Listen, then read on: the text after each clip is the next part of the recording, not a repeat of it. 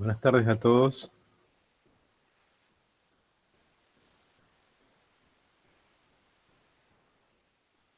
Buenas tardes, profe. Este, está subido ya el evaluativo para el día de hoy. Yo había quedado en subirlo el día lunes, pero por algunos problemitas de salud no he podido. Así que el que supuestamente rendíamos el lunes, lo van a rendir hoy.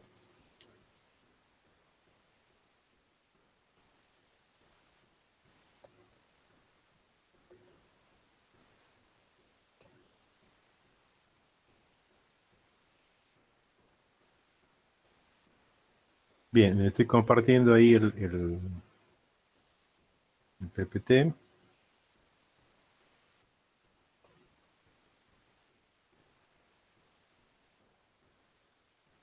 ¿Lo pueden ver? Sí, se ve, profe. Por favor, cuando quieran hacer una pregunta, les pido que usen el micrófono porque no siempre puedo ver simultáneamente todo al mismo tiempo, así que si quieren preguntar algo, pregunten a través del micrófono y no del chat. Generalmente cuando estoy dando clases ya no lo veo. ¿Alguna pregunta? Ahí uno de los chicos pregunta si se sabe cuándo será el segundo parcial. Ajá. Bueno, según el cronograma establecido con mucha anticipación, que hasta la fecha se ha venido cumpliendo, el segundo parcial sería en las semanas que arranca el sábado 21 de este mes. Sería, digamos, del 21 al 27, con la circunstancia que el lunes 23 creo que es feriado. O sea que nos quedaría para solicitar en esta materia el día miércoles como posible, digamos, fecha de examen, el miércoles 25.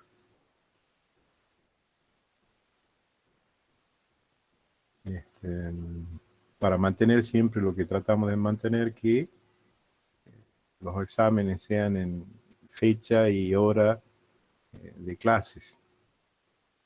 No en un horario distinto, que por ahí lo que trabajan tienen que hacer algunos movimientos para poder conseguir los permisos y es bastante complicado. Así que, pero bueno, eso es lo que yo estoy tratando de, con tiempo, de ir tramitando para que, primero, averiguar si la semana del parcial se mantiene y segundo, de ser así, que me reserven el día y hora.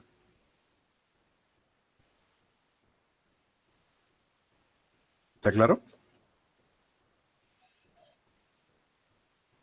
Sí, profesor, queda claro. Perfecto. Bueno, el tema de hoy es contratos informáticos.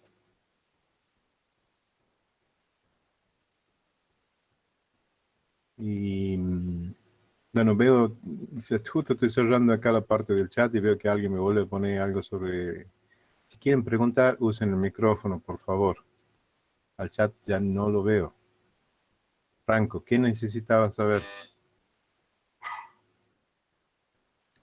No, yo le decía que usted dijo que el 25 era la fecha tentativa para el parcial. Y sí, porque es la única que nos queda. Ah, no, bueno, le comentaba que ese día también rendimos transmisión de datos, digamos, pero bueno, ya nos vamos a organizar, digamos, cómo se puede hacer, digamos, para que no nos coincida. Claro, cuando es una semana normal, tenemos lunes y miércoles y podemos acomodarlos. El parcial pasado ustedes han pedido que les pasara de un lunes para un miércoles y logramos hacerlo. En esta semana, como tenemos un lunes feriado, no hay posibilidades de mover mucho. si no fuese feriado lo podríamos mover para el lunes. ¿Sí? Bien, bien. Así que habría que ver cómo negociar o consensuar con la otra cátedra, a ver si se puede poner en otro día. Casualmente Bien. nosotros tenemos una comisión que coordina para que no tengamos este tipo de choque, pero ya son muchas carreras y realmente la comisión coordina de 2 carreras. Ya con ustedes es más difícil. Vos sos de ingeniería en computación, ¿verdad? Sí, sí. Es más difícil, digamos, la coordinación, pues ya serían 3 carreras, así que habría que ver cómo hacemos. Primero voy a ver si confirmo la semana, si es así, lo primero. Si el cronograma se mantiene y los exámenes tienen que ser en esa semana, ya habría que ver de hablar con ¿quién es el profesor de la cátedra de ustedes? Romina. ¿Ro? Romina, no me sé el apellido. Ah, profesora. Sí, profesor. Yo creía que era un apellido, Romina, porque a veces los apellidos y los nombres se usan indistintamente, a veces hay nombres que Romina parecen Najas, apellidos. profesor. Romina Najas. Ajá, bien. Este, Bien, ¿de bien, sí. qué, de qué carrera, de qué materia es? Transmisión de datos.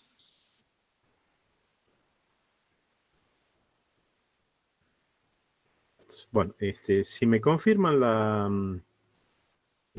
semana como semana de parcial, yo voy a hacer una consulta al director de carrera de ustedes, planteándole este problema de superposición. ¿En qué horario lo está tomando el parcial?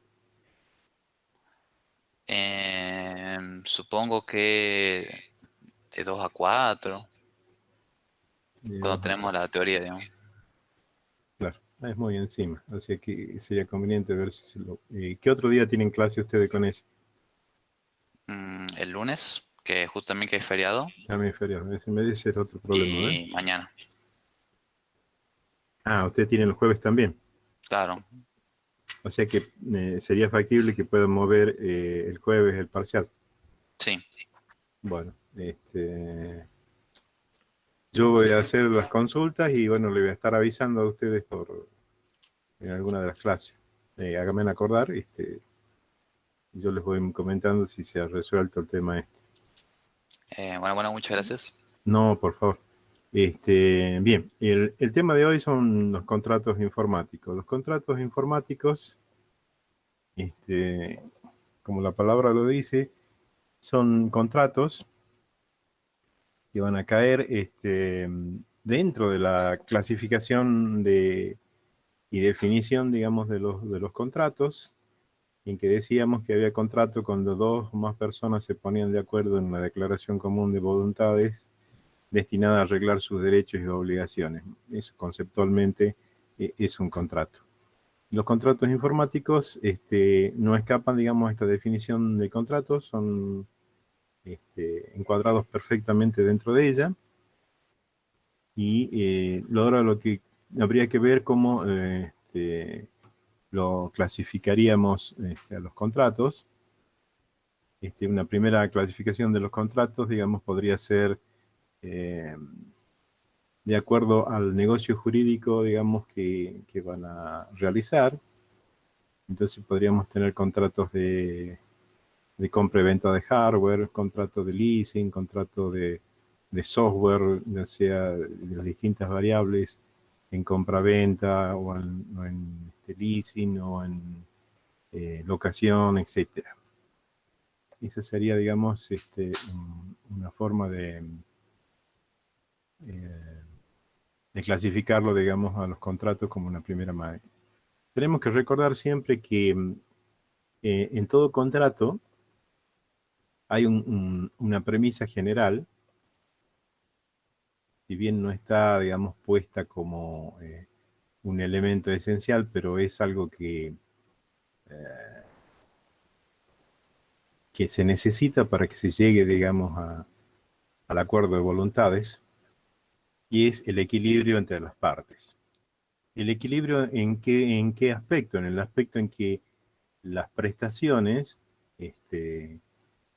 sean beneficiosas para ambas partes cuando se toca la oferta y la demanda, y es donde se produce el consentimiento, el que lo simbolizamos nosotros con ese apretón de mano con el cual estamos sellando la conformidad de ambas partes. ¿Y por qué se ha llegado a ese consentimiento? Y porque ambos están conformes con lo que dan y con lo que reciben. O sea, es equivalente, es beneficioso para ellos lo que dan con respecto a lo que reciben. Es justo. Entonces, ese concepto de equilibrio yo creo que siempre tiene que estar presente cuando ustedes analicen, digamos, un contrato. Y hemos visto algunas veces cuando ese equilibrio se rompía, cuando estudiamos contratos, con, por ejemplo, la teoría de la imprevisión contractual, como la legislación y los jueces hacían lugar, digamos, a la posibilidad de volver a restablecer ese equilibrio para evitar la ruptura del contrato. Entonces, ese concepto de equilibrio siempre hay que tenerlo presente.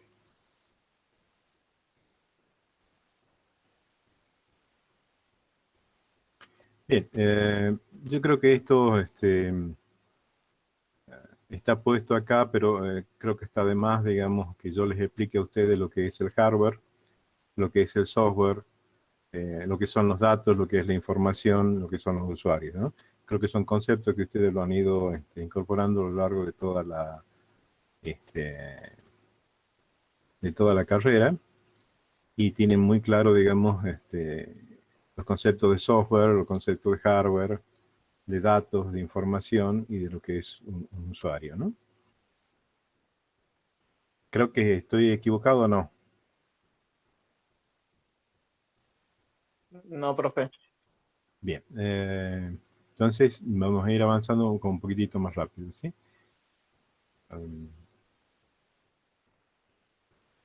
Bien, una forma de clasificar los contratos habíamos visto que podrían ser en típicos y nominados. ¿Se acuerda cuando hablábamos de un contrato típico nominado? Cuando tenía un tratamiento específico en nuestra legislación, y decíamos atípico y nominado cuando no lo trataba específicamente la legislación al contrato en particular.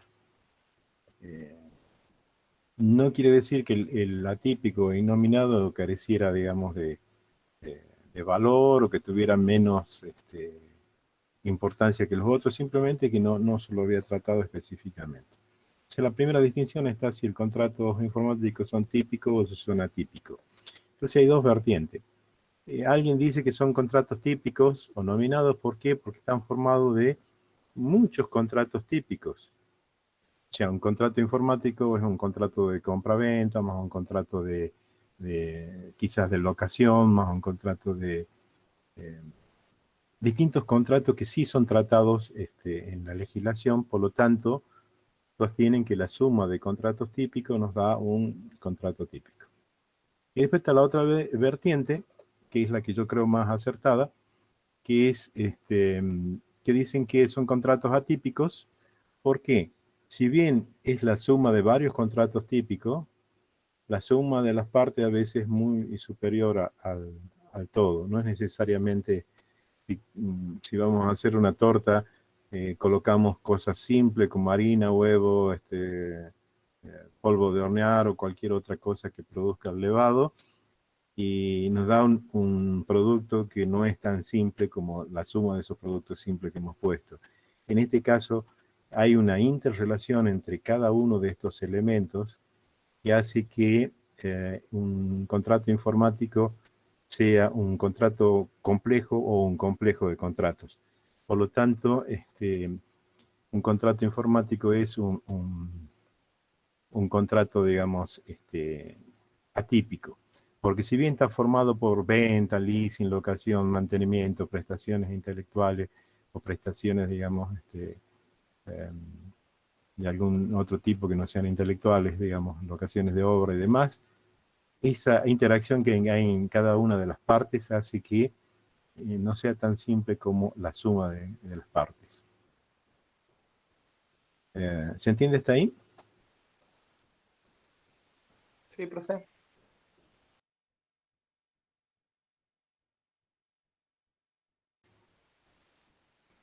Perfecto. Bien,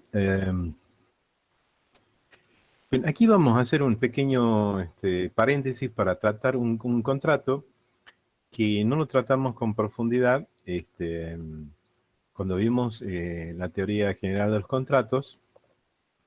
Los tipos de contratos nombramos más o menos y dimos el concepto, pero hoy vamos a tratar un poquito más en profundidad por qué hace generalmente a un rubro, eh, sobre todo, digamos, a la compra y venta de licencias de software y de hardware también, en el cual se aplica mucho el contrato de adhesión. Habíamos definido un contrato de adhesión como aquel contrato donde una de las partes tenía la potestad de fijar de antemano las condiciones del contrato y a la otra parte solo le quedaba la posibilidad de adherirse o no al contrato. ¿Lo acepto o no lo acepto? No había, como generalmente suele pasar en los contratos normales, una libre discusión de las cláusulas. Simplemente nosotros leíamos si nos parecía correcto, aceptábamos y si no, no. ¿Qué pasa cuando ustedes están por instalar un software? Uno de los primeros pasos en el momento de instalar el software le dicen las condiciones, ¿verdad? Y le aparece una pantalla con las condiciones, una barrita para permitir hacer un scroll que uno las lea. Son bien largas, están en un lenguaje a veces no muy accesible, con muchas palabras técnicas o palabras técnicas y jurídicas. ¿Y qué pasa cuando ustedes no están de acuerdo con alguna de las cláusulas? ¿Qué pasa? No se puede seguir adelante con la instalación, digamos. Exactamente, es sí acepto y acepto todo, o no y no acepto nada y no hay más instalación. ¿Sí? Entonces, es el contrato de licencia de software, que generalmente el que vemos normalmente nosotros, al momento de instalar un software, es un contrato de adhesión. Y el señor que ha redactado la licencia de uso, de antemano ha prefijado todas las cláusulas, y al usuario le queda la potestad de aceptar o no aceptar las condiciones del contrato. Bien, este tipo de contratos de adhesión nos lleva a que se presenten un montón de abusos en cuanto a quien redacta las cláusulas no lo hace generalmente con un principio de equidad o de equilibrio, sino pone todas las cosas a favor de él y todas las cosas en contra del usuario. ¿Sí? Redacta muy tendenciosamente las cláusulas del contrato. Entonces aparecen un montón de situaciones abusivas. Hay abuso de situación contractual, abuso de situación dominante, abuso de situación económica, y la vamos a ir viendo en un ratito. Bien, aparecen cláusulas abusivas como las limitativas de la responsabilidad. Aparecen de parte, digamos, de quien redacta el contrato, o sea, del que hace el contrato de adhesión, dispensa anticipada del dolo. ¿Qué significa esto? Que aunque lo haga de mala fe, digamos, de incumplir el contrato, yo no voy a poder hacer, porque ahí dice la cláusula, no voy a poder generar ninguna acción judicial contra él. Dispensa anticipada de la culpa. Aunque haya habido negligencia en el cumplimiento, ya no hay una mala intención, no hay dolo de no cumplir, sino hay negligencias que han llevado a que no se pueda cumplir el contrato. Tampoco le voy a poder iniciar acciones judiciales. ¿Por qué? Porque yo me he comprometido bajo esa condición a que tampoco le voy a hacer ningún tipo de acción judicial. Entonces esto es como tener piedra libre para hacer lo que se les rebaje la gana, y yo no voy a poder accionar contra ello. ¿Por qué? Porque en el contrato lo dice y yo lo he firmado, yo lo he aceptado. Ese tipo de cláusulas están no son tan burdas, digamos, la redacción, pero cuando uno las lee atentamente, dicen exactamente eso. Bien. A nuestras legislación hace frente a todas estas cláusulas abusivas, que vamos a ver que son bastante más, con, antes había que hacer en el antiguo Código Civil una especie de collage, cortando un artículo de acá y cortando un artículo de allá, para ver si podíamos hacer frente a todo este tipo de cláusulas abusivas a través, digamos, de nuestra legislación. Afortunadamente el nuevo Código Civil y Comercial ya se ha reunido un bagaje de cláusulas dentro del código en el cual hace frente a toda esta problemática que presentan los contratos de adhesión. Y del artículo 988 hacia adelante nos va nombrando que básicamente qué es lo que dice, que por más que yo haya firmado un contrato y sabemos que por regla un contrato es ley entre las partes, pero por más que sea ley entre las partes, o sea que lo debemos cumplir sí o sí, ninguna ley entre las partes puede ser superior a una ley de una jerarquía mayor. Por lo tanto, todas esas cláusulas abusivas que están en el contrato, si entran, digamos, en colisión con las leyes y las normativas de lo que debe ser un contrato, la buena fe contractual, que no haya, digamos, ningún tipo de dispensa anticipada del dolo ni de la culpa y un montón de otras cosas, esas cláusulas, por más que yo las haya firmado, es como si no hubiesen existido. No van a tener ningún valor judicial en nuestra legislación. Y hago hincapié en esto, en nuestra legislación. ¿Por qué? Porque bien, ya volvemos sobre ese tema cuando llegue el punto donde voy a hacer hincapié en el tema de nuestra legislación. Pacto de garantía es otra de las cláusulas abusivas frecuentes que decía generalmente la mayoría de las teorías del incumplimiento en una obligación que no causaba, digamos, consecuencias jurídicas cuando el incumplimiento del deudor respondía a una causa superior a él y a su voluntad de cumplir. Y hemos hablado del caso fortuito, cuando teníamos presencia de algún desastre natural, un tsunami, un incendio, un terremoto, lo que fuese. Y la fuerza mayor cuando dependía no de la naturaleza, sino del hombre, pero también escapaba a la voluntad del deudor. Un paro de transporte, una medida del Ministerio de Economía que cierra la importación de determinados productos, una guerra civil, etc. Cuando yo no cumplía por alguna de estas circunstancias, caso fortuito, fuerza mayor, no me podían iniciar acciones judiciales porque no dependía de mí el incumplimiento. Y la mayoría de los contratos de adhesión, por más que haya terremotos, tsunami, guerra civil y demás, yo tengo que cumplir sí, sí o sí. Bastante, digamos, ilógico, pero está escrito. Esas cláusulas también van a ser, digamos, tenidas en cuenta como que no hubiesen sido escritas o como si no lo hubiésemos aprobado o firmado al momento de aceptarlas. ¿Por qué? Y porque se están entrando en colisión con una norma superior.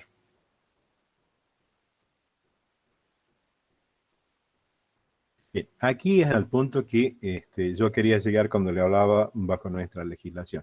Otra de las cláusulas abusivas, y esto hay que tener mucho cuidado, es cuando yo renuncio y me someto a un tribunal distinto del que correspondería por el lugar donde yo resido. Entonces dicen algo así parecido, los que suscriben renuncian a cualquier otro fuero y se someten a los tribunales ordinarios de Michigan o de algún lugar donde esté la empresa esta radicada en Estados Unidos, y nos estamos sometiendo a una jurisdicción y a una legislación distinta a la nuestra. ¿Y eso qué hace?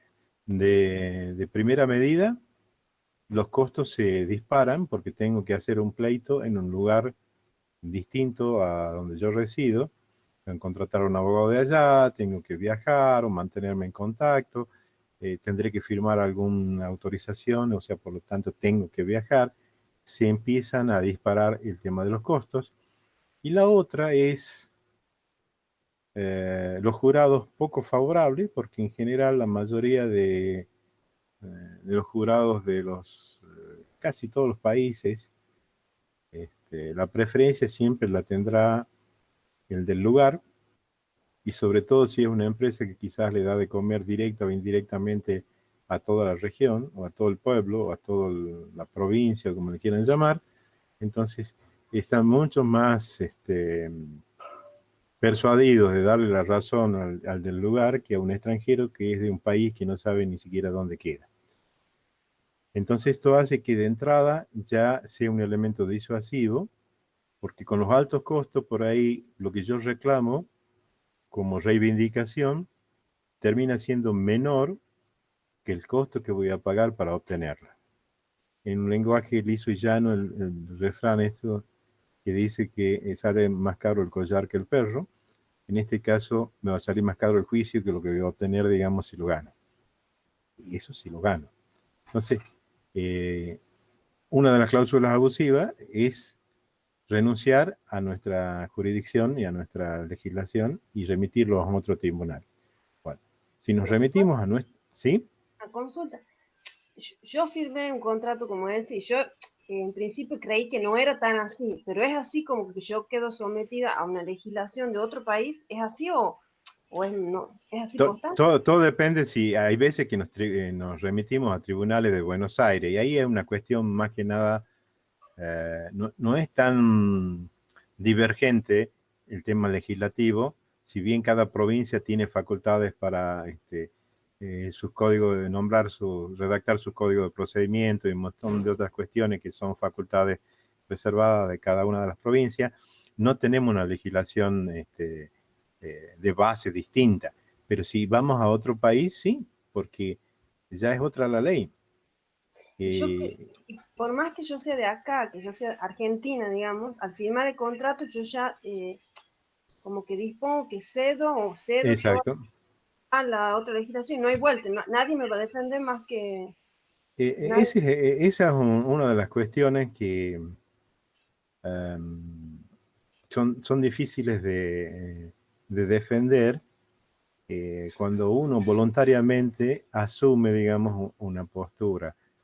Ya vamos a ver si nos dan los tiempos y podemos llegar, no sé si llegaremos a completar todo el programa, pero si llegamos a la parte de protección de datos personales, hay toda una legislación que habla de protección de datos personales, ¿sí? De la intimidad de la persona y demás.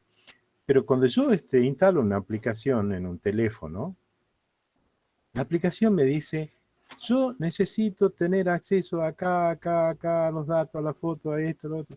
Y yo digo, sí, no hay ningún problema, usted acceda.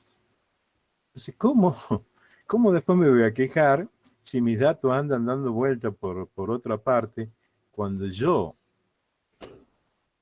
habiendo una legislación que me protege mi intimidad y mis datos, libremente y alegremente he dado permiso para que prácticamente deambulen por mi intimidad del móvil, del teléfono? Entonces, si yo cedo voluntariamente esas libertades, por más que alguien la haya consagrado en una ley, yo no me puedo quejar. O sea, nadie puede alegar en un juicio la propia estupidez como un elemento de defensa, a menos que esté, obviamente, con algún problema físico, con algún problema que haya disminuido sus capacidades mentales. Pero si yo voluntariamente y en perfecto ejercicio de mis facultades cedo determinadas cosas, es muy difícil después retrotraerse. No sé si te aclaré con esto, Graciana, ¿sí? Era más que Entonces, todo porque nos hacían firmar como un contrato de confidencialidad y cuando leía las claves, o sea, en ese momento no sabían mucho, digamos, leía las cláusulas, decían que quedaba sometida a la legislación de Estados Unidos, todo un copete que te ponen ahí, que te da un miedo, que obviamente que nunca difundís ningún tipo de información confidencial porque quedas alarmado. No hice nada que no correspondía, pero yo digo, bueno, capaz que no es tan así, pero aparentemente sí.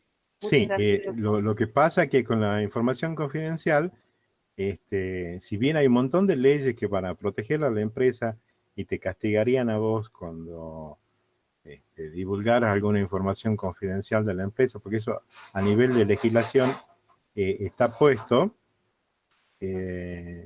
lo que hacen es un doble seguro.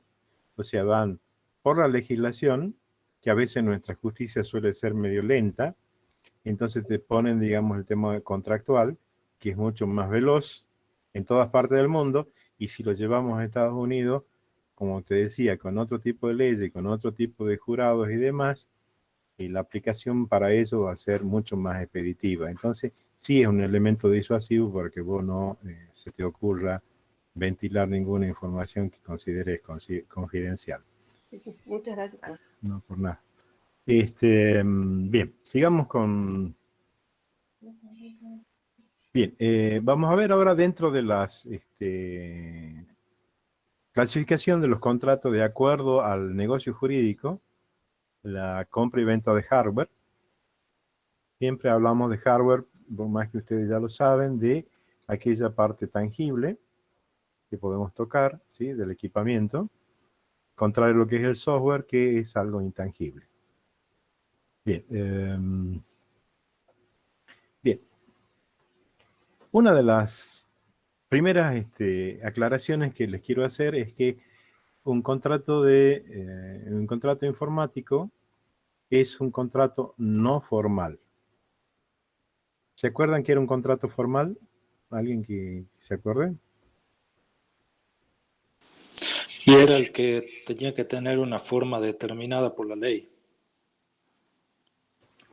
Perfecto, Germán. Exactamente, un contrato formal, para que tuviera validez plena, había que cumplir un requisito que marcaba la ley. El tema de los contratos informáticos, la ley no establece ninguna forma específica.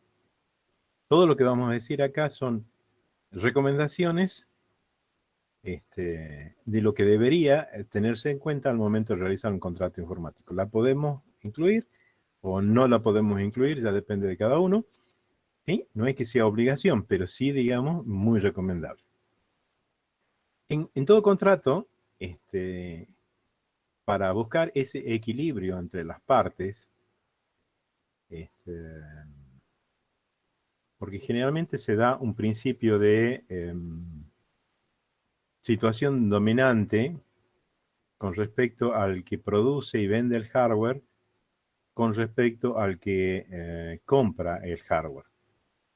Este abuso de situación dominante se da porque el que vende tiene un conocimiento extremadamente profundo y acabado de lo que está vendiendo, y el que compra, ahora ya un poco menos, pero en las primeras etapas, digamos, de la compra y venta de hardware, cualquier especificación técnica para el usuario común era, creo que el chino era más fácil de entender que lo que decía ahí. Entonces, es muy fácil engañar a alguien cuando hablamos de algo que no conoce.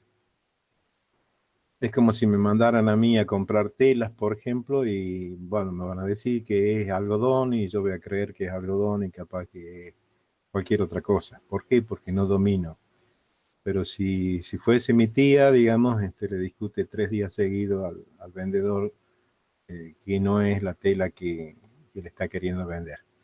Entonces, esa asimetría entre el comprador y el vendedor en cuanto al conocimiento muy acabado hace que ponga en desventaja al comprador en cuanto a las especificaciones que está leyendo o que le están brindando. Entonces, para tratar de suplir esta asimetría en cuanto al manejo de la tecnología y al conocimiento de la misma, se lo carga al proveedor, o sea, al que está vendiendo el hardware, de una serie de obligaciones. Traten de hacer un ejercicio, chicos, en el sentido de que ustedes pueden estar en cualquiera de los dos lados del mostrador en esta circunstancia. Ustedes pueden estar trabajando en una empresa que venda el hardware, o pueden estar trabajando en una empresa, en una repartición pública que necesita comprar el hardware. Entonces, traten de hacer el ejercicio de verlo desde los dos puntos de vista, del que está vendiendo y del que está comprando. Porque hay cosas que la van a entender muy bien si son la parte que compran, y otras la van a entender mejor si son la parte que venden. Obligaciones del proveedor están de informarse, informar, entrega de equipamiento, dar garantía e indemnidad de patentes. Vamos a ir viendo una por una si se puede.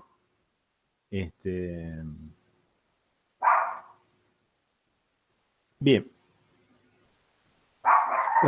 La obligación de informarse es una obligación que le cargan al proveedor a los efectos de que realice un aconsejamiento o un dimensionamiento del equipamiento adecuado a las necesidades del vendedor. Entonces, informarse significaría la obligación del vendedor de saber cuáles son las necesidades reales del comprador para poder hacer un aconsejamiento y un dimensionamiento del equipamiento que le va a vender.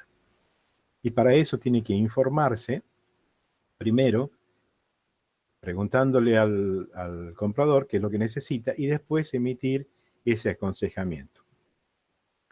En general, se aconseja o se dice que es mucho más eficiente si nosotros le encargamos esa tarea, que es una tarea extra y necesariamente hay que remunerarla, pero que la haga el propio vendedor. Así no hay triangulación, porque yo podría contratar a una consultora para que me haga el dimensionamiento de lo que necesito, pero después empieza la triangulación entre el vendedor y la consultora, que sí me ha dicho, pero no, que no ha tenido en cuenta esto. En cambio, si yo le encargo, digamos, el dimensionamiento al propio vendedor, no tiene a quién echarle la culpa. Entonces esa triangulación se termina y es mucho más simple. Lo pongamos como un ejemplo muy simple, una analogía muy simple, que sería un medio de transporte. Supongamos que yo tengo una casa que vendo pañales descartables para bebé y estoy en el pleno centro de una ciudad. Entonces, nos imaginemos que es algo para mí muy con un desconocimiento total de los medios de transporte o los medios para distribuir, y voy a un vendedor y le pido que me dé el mejor equipamiento para repartir los pañales. Entonces me dice el vendedor, no se haga problema, acá tengo un Scania 2530 con un motor turbo de 800 caballos de fuerza y capacidad de carga 50.000 kilos y demás. Es lo mejor que hay, me da la maravilla. Este camión ha ganado premios en todas partes, etcétera, etcétera, lo cual es cierto y demás. Pero resulta que después yo tengo que repartir los pañales, no puedo andar con ese camión por medio de la ciudad porque no está habilitado, y yo quiero cargar 50 kilos de pañales, tiene capacidad para 50.000 kilos, totalmente sobredimensionado al extremo. Y podría pasar al revés, que yo tenga una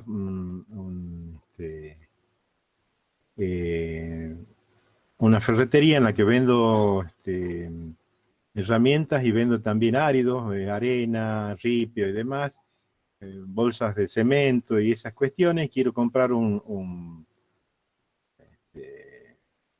elemento para repartir, digamos, lo que vendo. Entonces el vendedor, en este caso, también las mismas condiciones, no tengo idea de nada, y me dice, no, lo mejor es un motocar. Es un motor pequeño, se repara con 2 pesos, lo puede guardar en cualquier parte, no hay problemas con el estacionamiento, es fácil, esto y lo otro. Y yo los pedidos normales que tengo son de 800 kilos o 900 kilos, 1000 kilos, y resulta que la capacidad de carga del motocarro es 250 kilos, o sea que tengo que hacer 4 o 5 viajes para entregar un pedido. Mal dimensionado por defecto.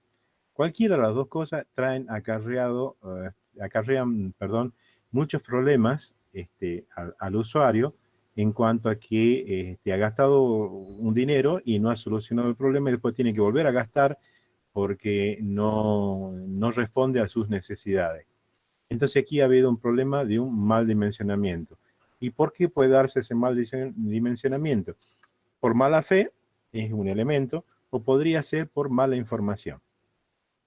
Entonces ahí hay un doble juego en la obligación de informar, o sea, de dimensionar bien el equipo y de informarse. Y ahí en el informarse les recae la obligación también al comprador de dar datos fidedignos. Porque si yo pregunto qué es lo que se necesita y los datos que me dan son erróneos, entonces vamos a tener que el dimensionamiento va a ser malo, no por mala fe del vendedor, sino por mala información del comprador.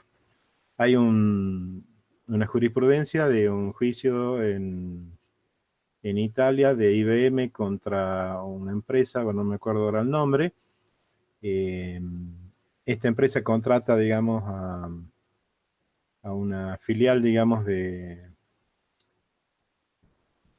esta empresa que producía software para que le haga un sistema para liquidar sueldo. Se le hace el sistema para liquidar el sueldo y después hay un planteo judicial en que dice que para liquidar los sueldos tenían que hacer jornadas de muchas horas durante muchos días y eso implicaba pagar horas extra y era un perjuicio para la empresa, etcétera, etcétera. Se fue a juicio y en el juicio se pudo determinar que en realidad al momento de dimensionar el software, estamos hablando de otra época en la que la capacidad de cómputo de los equipos era mucho más inferior, muy inferior a lo que es ahora, demoraban 6 días para calcular sueldo. Y el momento de llevar a las pruebas se dan cuenta que cuando preguntaron cuánto sueldo tenían que liquidar, dijeron que eran 50 empleados y en realidad eran 750. Entonces se le eximió a la empresa de cualquier, digamos, cargo, porque para 50 empleados los hacían un tiempo razonable de acuerdo a lo que habían pactado. Entonces, ¿qué se sugiere en este caso? En el momento en que yo tenga por contrato la obligación de dimensionar un equipamiento, esa tarea de informarme e informar al cliente, el ida y vuelta con el cliente, sea todo por escrito. Y que el cliente designe un interlocutor válido para este tipo de consulta. Porque si no es fácil decir, no, pero usted le ha preguntado a Juárez, y Juárez no es el encargado de esa parte, usted le tendría que haber preguntado a fulano de tal. Yo no puedo saber a quién le tengo que preguntar. Entonces, el cliente me tiene que decir, la persona a la que usted se va a dirigir por cualquier consulta es esta. Y él después derivará a quien corresponda, de acuerdo a lo que esté preguntando, digamos, la persona que quiere recabar la información para poder dimensionar el equipo. Entonces, esa ida y vuelta de informar e informarse, se sugiere que se haga siempre por escrito, dejando constancia de lo que yo pregunto, de lo que me contestan y de lo que yo repregunto o pido aclaración y demás. ¿Queda claro hasta ahí? Sí, profe. Sí, profesor. Incluso Bien. es realineado con lo que se aplica en la realidad, así que es fácil. Sí, porque esa triangulación después de que usted le preguntó al que no era y demás, yo en algún momento hice mantenimiento y vendí equipamiento y el cliente es muy especial. En un determinado momento quiere las cosas más simples, en realidad para que salgan más baratas, pero de una vez que ha pagado, se acuerda que podría haber sido de mayor prestación las cosas. ¿Te acordás que hemos hablado tal cosa? Sí habíamos hablado, pero no hemos quedado en eso. Hemos quedado en esto porque era más barato. Y no sé, sí. Disculpe, hay una materia en la que nos enseñan que todo eso son la deducción de requisitos, digamos, que con sesiones previas, digamos, se hace la recolección de información y todo eso se documenta como especie de contrato entre lo que sería el cliente y el desarrollador, ¿no? Correcto. Lo que pasa es que a veces eso puede haber sido con un tercero o con el mismo proveedor. Lo que aconsejan es que en general sea con el mismo proveedor para evitar la triangulación. Porque yo podría contratar quizás a una consultora que podrían formarla quizás algunos de ustedes ya han recibido, y yo tengo una empresa de determinado tipo, le digo, necesito que me dimensionen un equipamiento para trabajar de tal manera, quiero trabajar en red, quiero hacer esto, y ustedes vendrán y me dirán, bueno, qué es lo que necesito, cómo van a hacer las cosas, y hacen un pliego de condiciones. Y yo con ese pliego de condiciones hago una licitación privada, por ejemplo, o pública, como sea.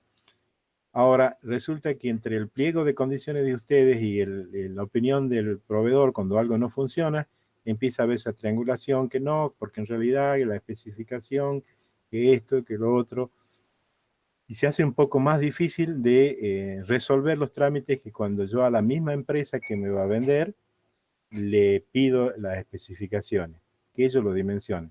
Entonces, si algo no anda, por las razones que sea, ya sabemos quién es el responsable, no hay otro a quien echar la culpa. En lo ideal sería eso. Si no se puede, sí se puede buscar un tercero. No sé si eso es lo que vos me decías.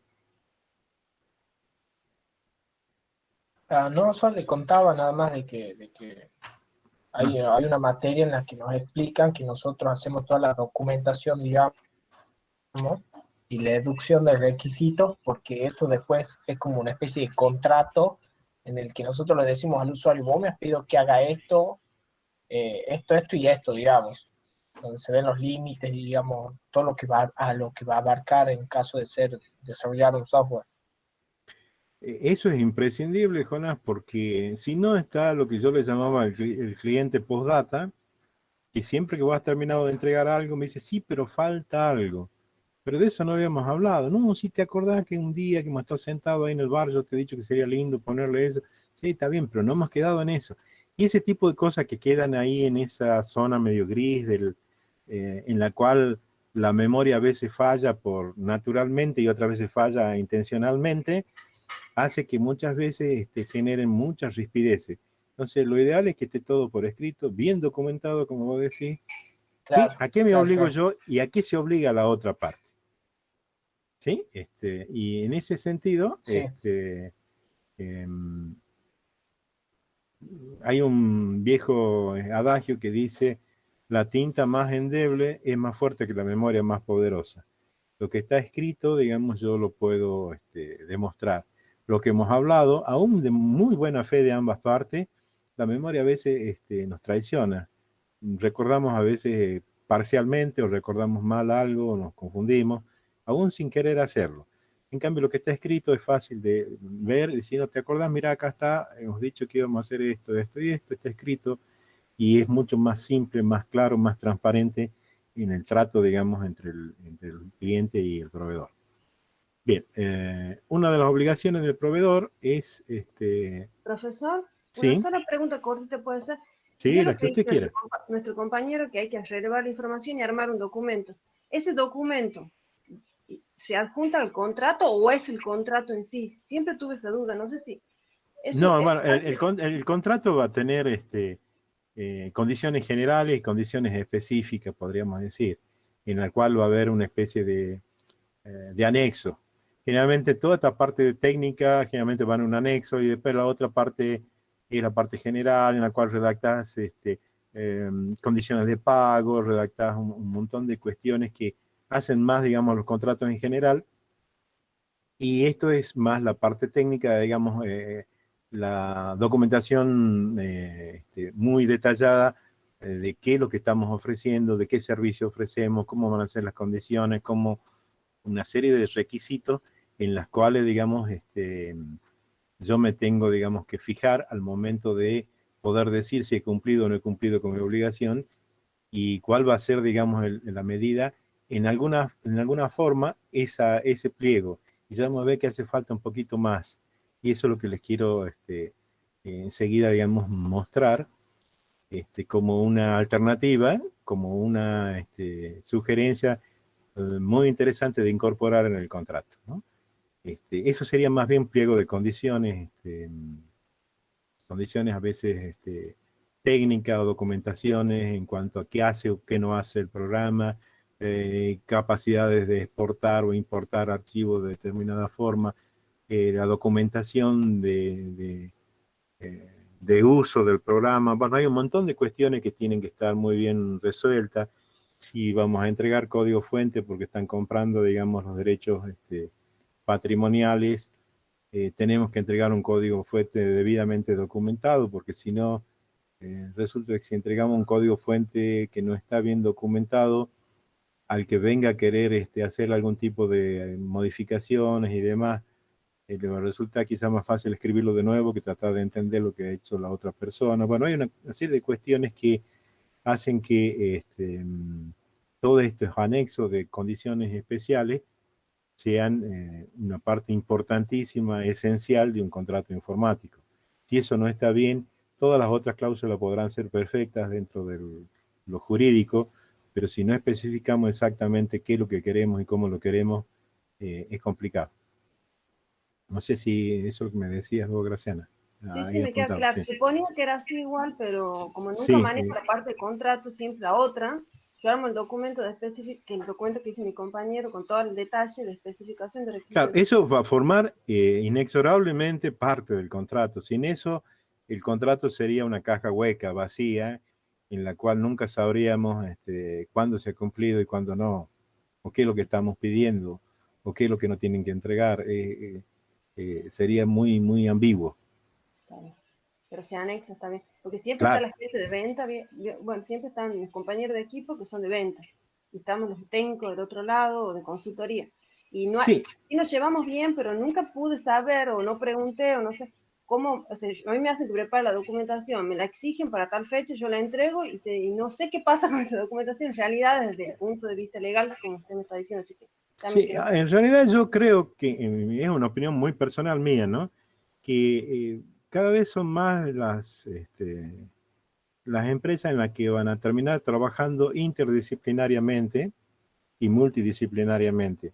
O sea que yo creo que al momento de hacer las especificaciones técnicas, no sería malo que por ahí tuvieran conocimiento de la parte legal y viceversa. El que está haciendo la parte estrictamente legal, es imprescindible también que tengan conocimientos técnicos, porque si no a veces la forma en que redactamos algo no puede ser, puede no ser la más precisa. Entonces, yo creo que el que haga esta tarea tiene que tener un pie en cada lado. Es mi impresión, ¿no? O sea, no podemos tener un abogado que sea estrictamente abogado porque hará su tarea a la perfección, pero va a haber detalles que se le van a escapar porque no conoce por ahí la materia. Entonces, si él no la conoce, tiene que trabajar con alguien que sí la conozca y en ese intercambio vamos a lograr el contrato más idóneo porque va a tener la parte legal perfecta y va a tener la parte, digamos, técnica formateada jurídicamente para que sea eficiente.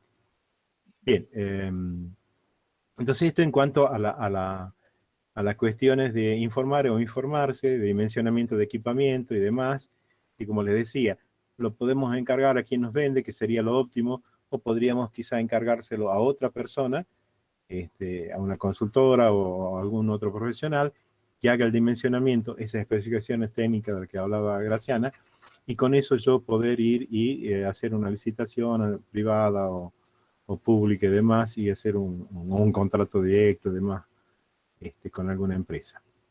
Bien, otra de las obligaciones del vendedor es la entrega del equipamiento. Generalmente se estila que el equipamiento, o se aconseja, mejor dicho, que el equipamiento se entregue en el lugar donde va a ser, digamos, usado. ¿Por qué? Porque si yo el equipamiento lo tengo que retirar del negocio del vendedor, más allá del costo del flete, hay una cuestión de seguros también.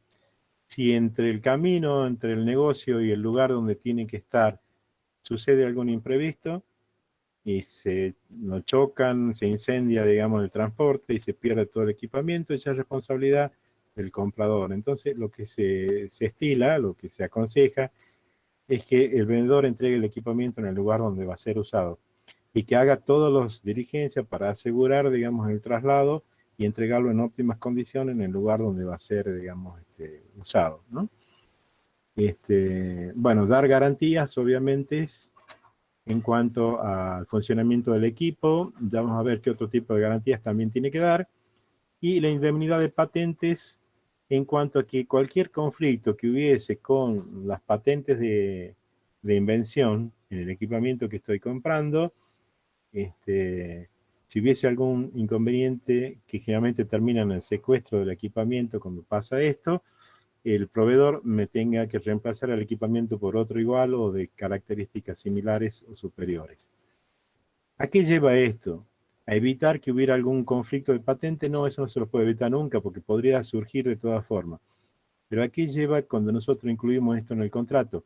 A que el proveedor, a su vez, sea mucho más riguroso en elegir sus proveedores o sus importadores. Porque siempre es más barato comprarle al que tiene una procedencia no muy clara. Entonces, si no ponemos ningún tipo de condicionamiento, entonces le comprará a cualquiera sin recabar si son proveedores serios o no tan serios, si son importabandistas, como decían algunos, que mitad contrabandistas y mitad importadores, que de eso había mucho en alguna época, supongo que lo seguirá viendo ahora. Y había otros que trabajaban hace 50 años en el mismo rubro y tenían una trayectoria. Generalmente los precios eran más caros, pero había, digamos, la tranquilidad de saber que venían de buena fuente, digamos, los equipamientos. Entonces, el exigirle al proveedor que da indemnidad de patentes nos va a llevar a que él, a su vez, elija mejor a sus proveedores, de tal manera que sabe que si sucede algún problema, él va a tener que responder. Entonces, como no quiere tener ningún inconveniente, va a elegir el proveedor quizás no más barato, pero sí más confiable. ¿Hasta ahí se va entendiendo? ¿Sí? Hola, Sí. profe. ¿Sí? ¿Escucha? Sí.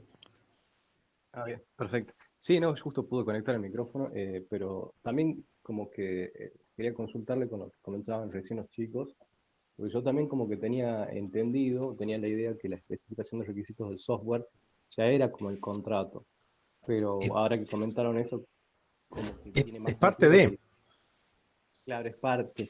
Y al ser parte de eso, por ejemplo, ¿hay algún lugar donde nosotros podamos ver modelos, quizás de que haya de contratos de software de Ahí en la temática? plataforma yo le voy a subir dos modelitos de contrato, pero modelos de contrato puede haber infinitos, dependiendo del tipo de contrato y demás, y las especificidades en la cual confluyen, como les decía, adecuar todas las necesidades técnicas dentro de un marco legal adecuado.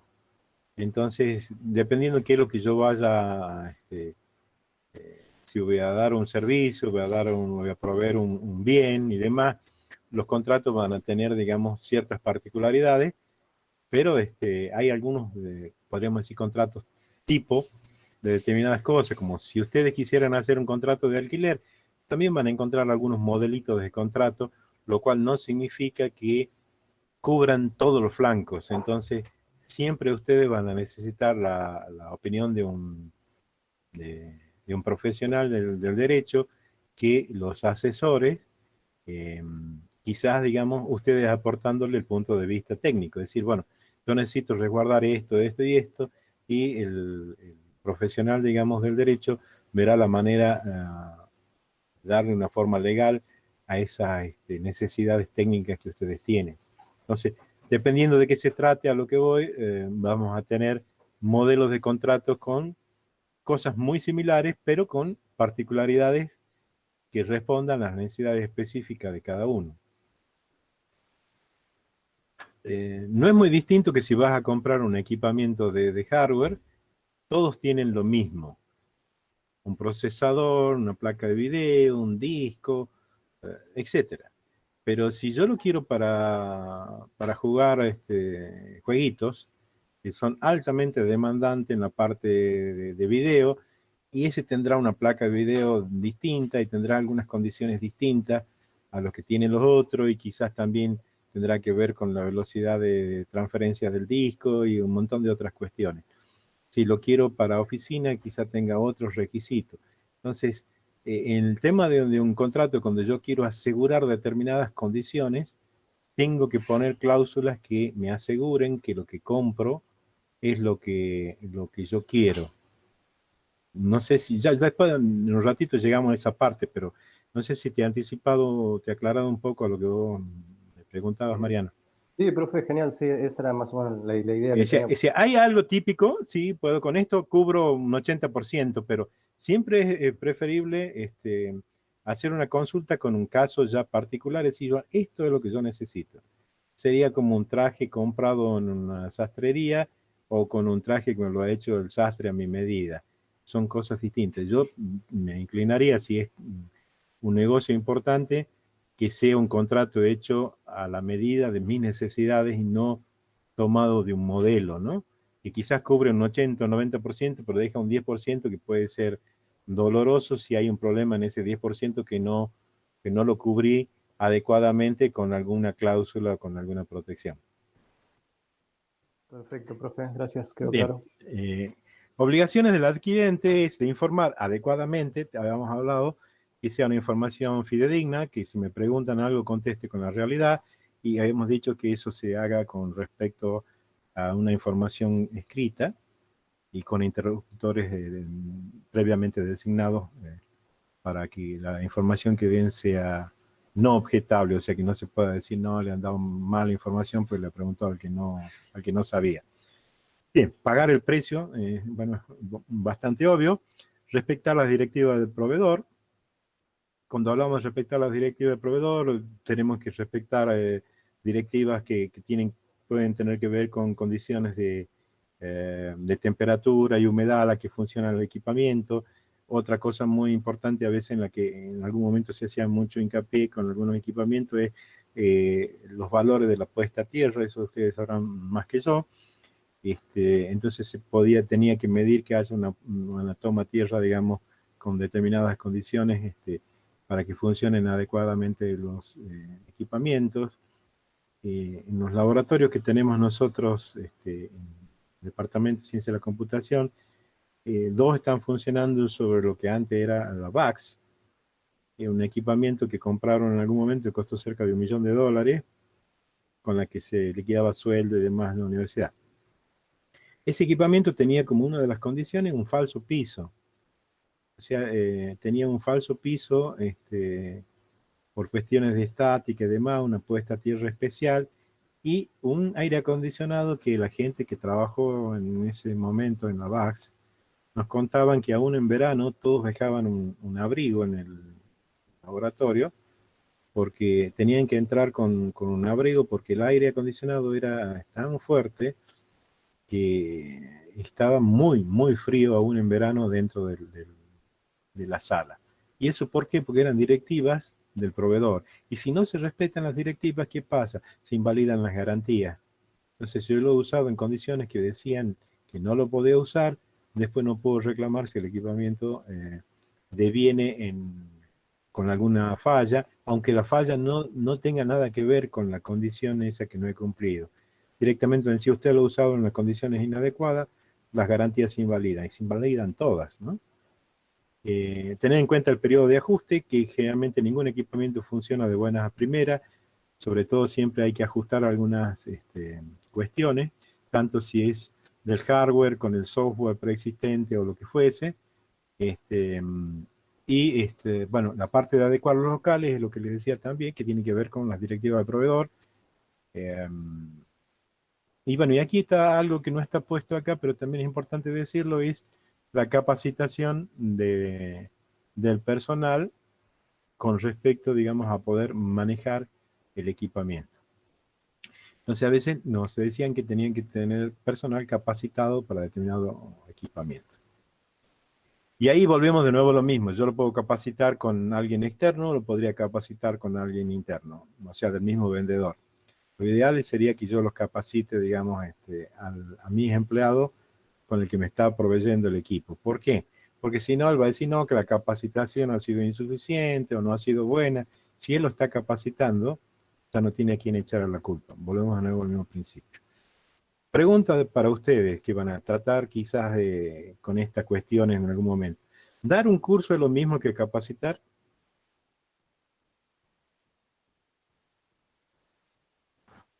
Desde mi punto de vista diría que no, profe, porque ¿Oh? al capacitar tengo que entregar constancia de que capacité a quien capacité. Bueno, pero con un certificado, yo, o sea, ¿qué entendés por constancia? ¿La constancia qué tiene que decir? ¿Qué tengo que dar fe yo? De que aprendió el conocimiento Exactamente. y el conocimiento. O sea, yo tengo que estar seguro que esa persona, no es que le he dado el curso, es que esa persona ha asimilado todas las directivas que se le ha dado en el curso y es capaz de llevarlo a la práctica de una manera eficiente. Entonces, tengan en cuenta eso, porque si le piden capacitar a alguien, ustedes piensan, doy un curso, y quizá con el curso la gente, o porque es muy dura para asimilar, o bien porque no está debidamente motivada, que ese es uno de los problemas a veces más graves cuando uno da capacitaciones que lo obligan a tomar al empleado, entonces el empleado está desmotivado, entonces es como si yo le estuviera hablando a la pared, entonces es muy difícil después dar una certificación de que han aprendido cuando no hay mucha voluntad de aprender, entonces quizás tengan que repetir el curso N veces, con lo cual los costos y los precios que yo he pasado pueden resultar, digamos, en una pérdida grande. Entonces tengan en cuenta, si se trata de capacitación, afinen bien la punta del lápiz. Si se trata de dar un curso, es otro tema, porque doy el curso, se acabó el curso, ya está, lo cobré, listo, se acabó.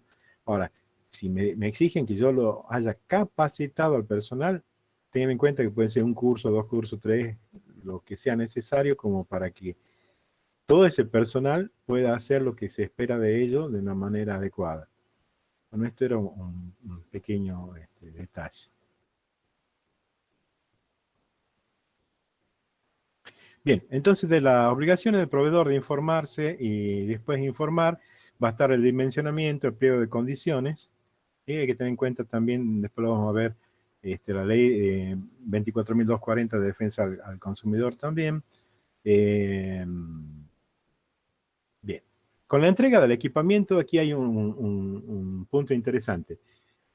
Al entregar el equipamiento se pide, como les decía antes, que se lo entreguen en el lugar de trabajo, de tal suerte que todas las cuestiones del traslado, costo de traslado y sobre todo los seguros de que el equipamiento llegue al lugar donde se lo va a usar en óptimas condiciones, y si no es así, que el proveedor se haga cargo, hay que tenerlo bien en cuenta, que esté bien especificado en el contrato, de que el equipamiento se entregará y ponemos la dirección donde va a estar. Entonces, el proveedor lo trasladará y lo pondrá en el lugar donde se lo va a usar. Hay que tener en cuenta que con la entrega provisoria, o sea, la primera entrega del equipamiento, generalmente la empresa que lo entrega se libera de los vicios aparentes. ¿Qué se entiende un vicio aparente? Es alguna falla o faltante que yo pueda determinar con una simple inspección ocular. Se ha comprado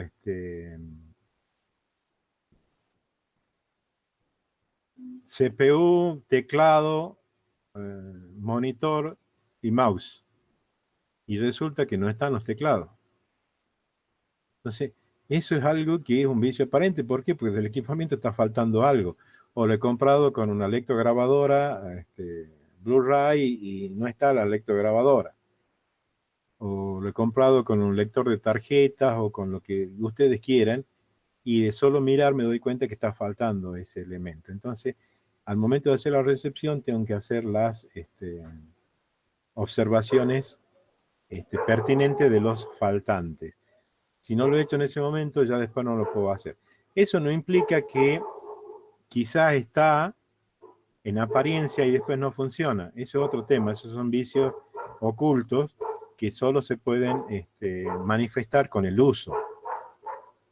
Entonces esos vicios no se libera al proveedor en la primera entrega, se libera posteriormente después de un plazo en el cual el usuario puede probar el equipamiento adecuadamente.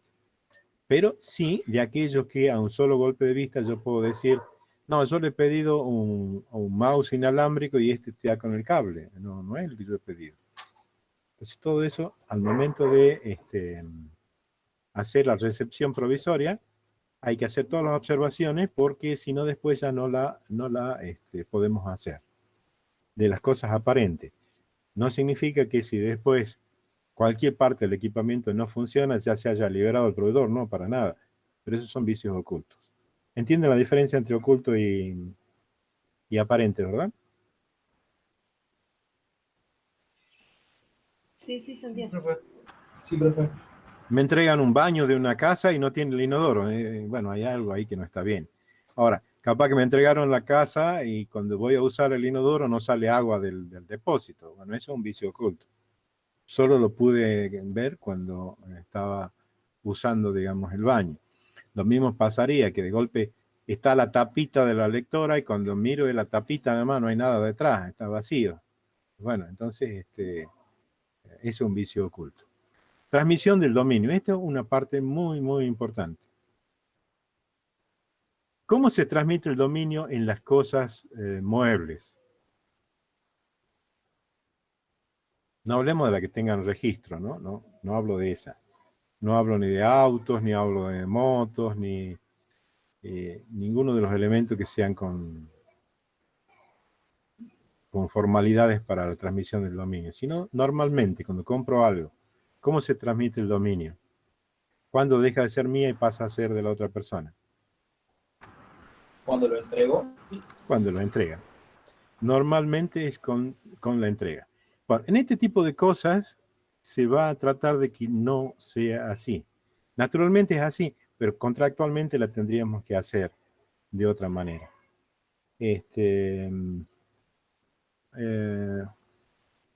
Le pregunto a las chicas, bueno, porque quizás, digamos, viéndola a mis hijas, sé que son más cuidadosas en ese aspecto. Cuando ustedes van a comprar un pantalón en una casa de comercio, piden un determinado talle, determinado color, determinada marca, lo piden que lo pongan en la bolsita y se lo traen. ¿Así compran un pantalón ustedes?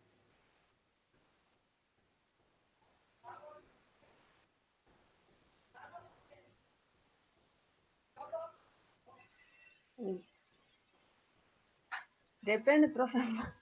Si no tenemos, perdón, si no tenemos plata, y bueno, compramos esto nomás, pero si ya vamos con más plata, sí nos probamos y demás muchas veces. Casi siempre, bueno, por lo menos yo las veo a mi hija que son de probarse, digamos, y tomarse su tiempo para decidir si realmente les gusta o no les gusta el pantalón, cómo le queda, 10.000 variables. Lo mismo nos pasaría a cualquiera, a los varones, a lo que sea, que si vamos a comprar un zapato, nos decimos, dame número 41, color negro, mocasín, ponémelo en la cajita y me lo llevo. No. Un zapato, una zapatilla. Nos probamos. ¿Por qué? Independientemente que sea la mejor marca de zapato, la mejor marca de pantalones, que sea el talle que yo uso normalmente o el número de zapatos que yo uso normalmente, no hay una unanimidad en cuanto a que me vaya a quedar bien, o que me quede cómodo, o que el zapato no me haga doler. ¿Cuántos de ustedes han armado alguna CPU que han comprado los elementos y lo han armado ustedes? ¿Hay alguno que lo haya hecho?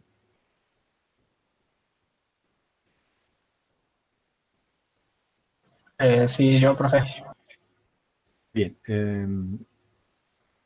Todos los elementos dicen que son IBM compatibles, o sea que todo anda con todo. ¿Eso es cierto? En tu experiencia, digamos. No es tan así, digamos. No es tan así.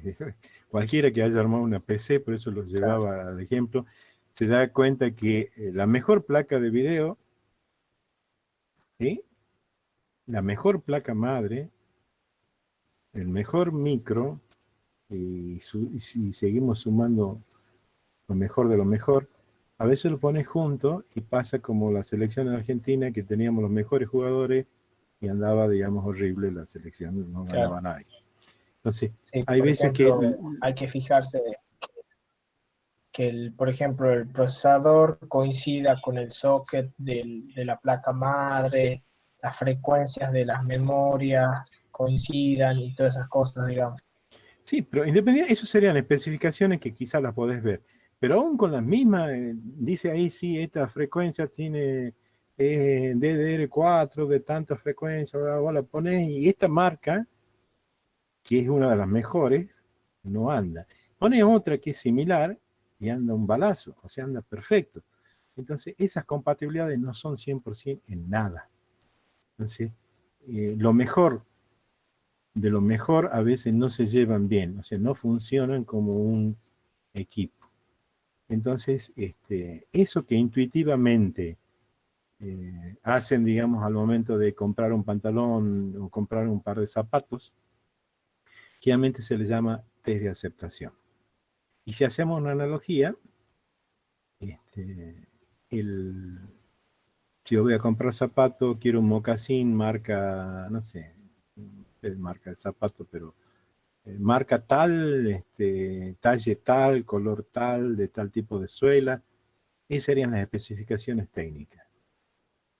¿Sí? Ahora, por más que yo en un equipamiento introduzca muy detalladamente las especificaciones técnicas de capacidad del disco, velocidad de acceso secuencial, velocidad de acceso, digamos, aleatorio, lo que ustedes quieran, y me venden el mejor disco de plaza, y así con cada uno de los elementos, los puedo juntar en una CPU a esos elementos, y la performance del equipo estar muy lejos de lo que se espera. ¿Por qué? Porque no trabajan al unísono, por razones de que no hay una compatibilidad al 100%.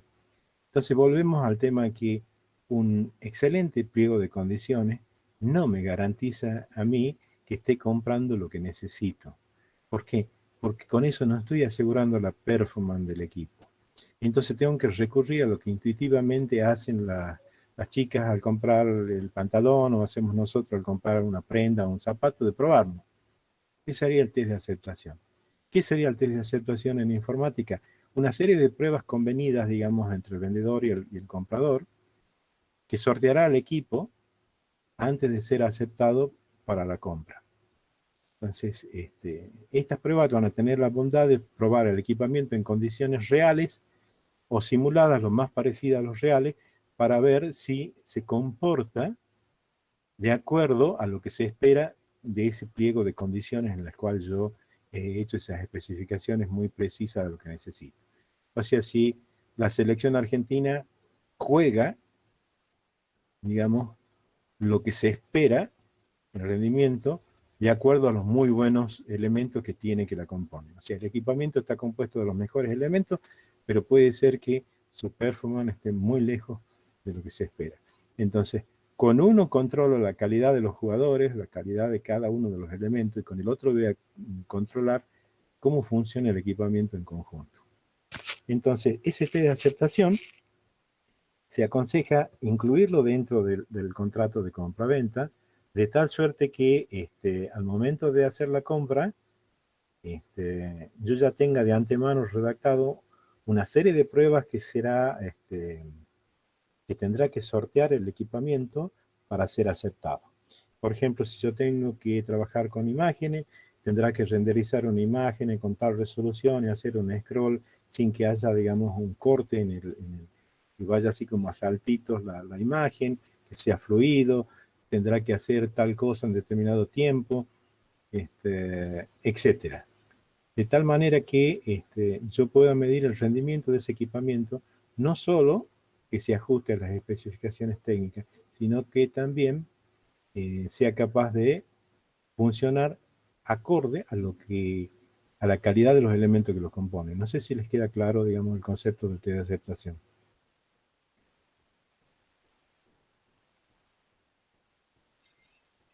Sí, profe. Sí, profe. Bien. Entonces, fíjense, si nosotros hacemos eso por un pantalón que cuesta 2 pesos en relación, y estamos comprando un equipamiento y cuesta a veces miles de dólares, y no tenemos ese tipo de precaución, si nosotros estamos a cargo de la compra y hemos gastado un montón de dinero y no hemos logrado el resultado que esperaba, no vamos a durar mucho en esa empresa. Le cuento una anécdota cortita de la vida real de acá de la facultad.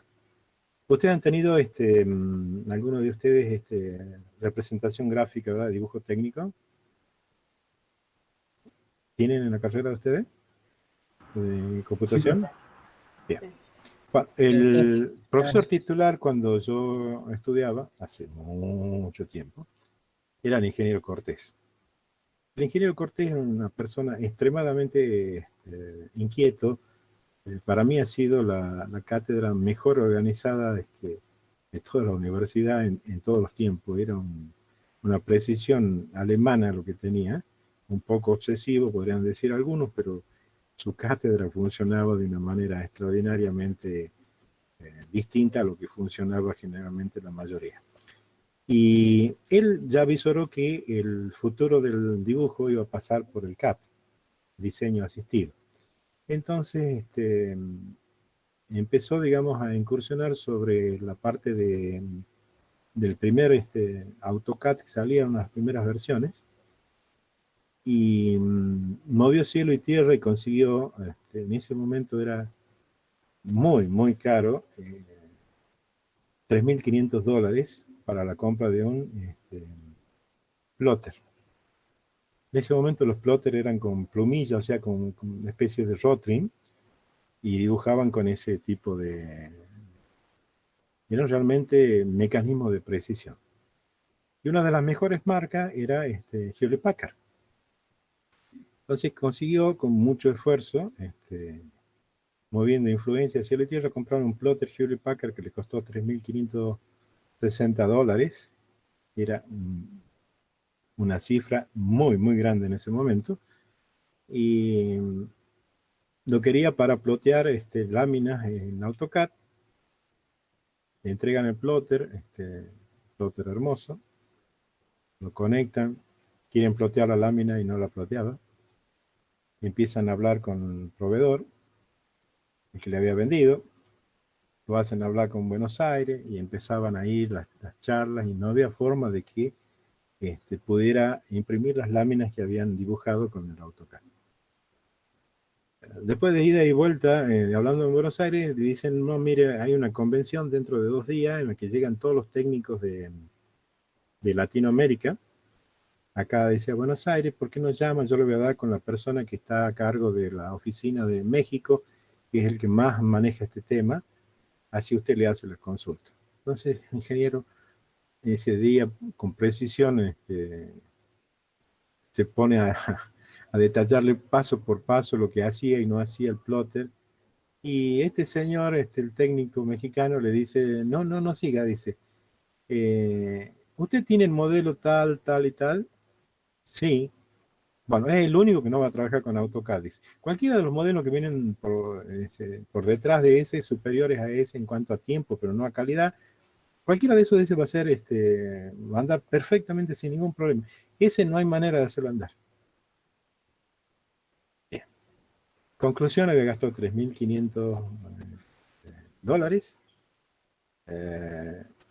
No había logrado lo que buscaba. Tenía un hermoso plotter que servía para muchas cosas, pero no para lo que él la necesitaba. Si él hubiera estado a cargo de la compra en alguna empresa privada, lo más probable es que esté sin empleo en ese momento. Si hubiera tenido un test de aceptación, que hubiera dicho nada más que fíjense en lo simple, sea capaz de plotear una lámina en formato A2, qué sé yo, A3 o A4, A5, lo que sea, el tamaño que ustedes quieran que tuviera el plotter, con un AutoCAD tanto, en un tiempo razonable de tantos minutos, con esa test de aceptación tan simple, que hubiera pasado. El proveedor entregó el equipo, hasta ahí no cobró porque no se aceptó, digamos, no se acepta la compra hasta que no supera el test de aceptación. hubiera visto que no la ploteaba la lámina, él hubiera tenido que hacer las consultas con Buenos Aires, con México, con Japón, con donde sea, y hubiera determinado que ese modelo no andaba, entonces lo envolvía, lo ponía en una cajita, lo llevaba a la vitrina de su negocio, compraba otro y le entregaba al ingeniero y quedaban todos felices. De esta manera, con una simple test de aceptación tan básico, hubiera evitado haber comprado un próter de mucho dinero que no resolvía las necesidades para las que él lo necesitaba. ¿Alguien podía objetar que era un mal equipo? No, era el mejor que existía en plaza, la mejor marca y el mejor modelo, pero no servía para lo que lo necesitaba.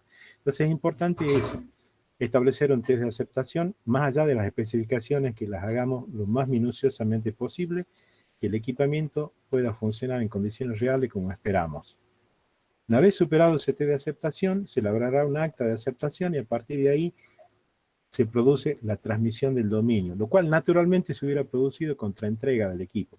Pero nosotros los retardamos o aconsejamos retardarla hasta el momento en el cual se supere ese test de aceptación. Si no se supera, generalmente se pone un plazo para que en ese plazo él haga las averiguaciones, cambie una placa, haga lo que tenga que hacer para que funcione.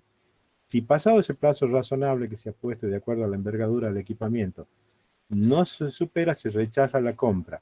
Ahora, existe la posibilidad de que no la supere, pero esté cerca, y entonces en ese caso le queda la facultad al que va a comprar de hacer una contraoferta por menor precio, decir, bueno, no está de 10, pero llega a un 8, en vez de pagarte 50 pesos, te voy a pagar 35, y bueno, y ahí verá la otra persona si le conviene o no le conviene. En total ya lo pagó, ya lo entregó, y lo tiene ahí y no lo puede vender, entonces por ahí capaz que se aviene a bajar un poco el precio, teniendo en cuenta que no ha superado lo que esperaba el cliente en la medida en que se había previsto de antemano.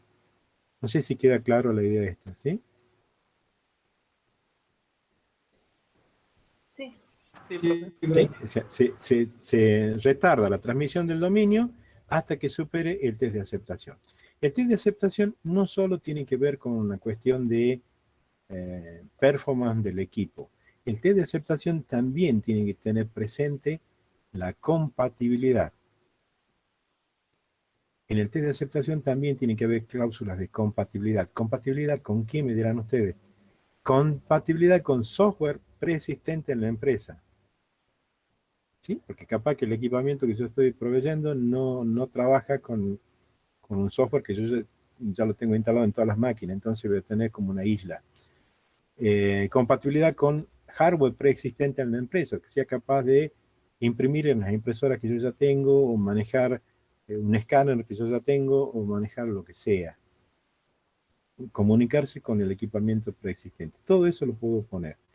¿Sí? O sea que voy a medir la performance del equipo en alguna prueba del test de aceptación, en otra mediré la compatibilidad que tengan con el hardware preexistente, y en otra mediré la compatibilidad que tengan con el software preexistente. Entonces, todo eso van a ser elementos que yo voy a incorporar al test de aceptación. Y a partir de ahí, una vez que se le abre el acta, se paga. Generalmente, contra entrega del equipamiento se fija un precio de un 10% y demás, que se devuelve si no se acepta la venta. Y una vez que se ha aceptado el producto, el test de aceptación con un escribano y demás, se lo hace y se abre el acta esa. Una vez que se lo ha aceptado, se paga, digamos, el restante, el monto más significativo, y se hace efectiva la venta. Esto sirve tanto para el usuario que compra como para el vendedor que vende. ¿Por qué? Porque es muy importante también como vendedor saber que lo que uno está entregando tiene alguna forma de medirse de manera inequívoca. Porque si no hay clientes de buena o de mala fe que le van a decir, no, mira, yo la verdad que lo veo lento al equipo.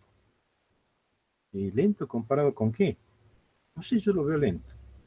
Es imposible rebatir una opinión personal de alguien que lo ve lento, y no hay con qué compararlo. En cambio, si yo tengo un test de aceptación que dice que tiene que hacer esto, esto, y esto, y esto, lo ha hecho, ya no hay manera de ponerle, digamos, algún pero a la compra. La tenés que aceptar sí o sí. ¿Por qué? Y porque ha hecho lo que vos pedías.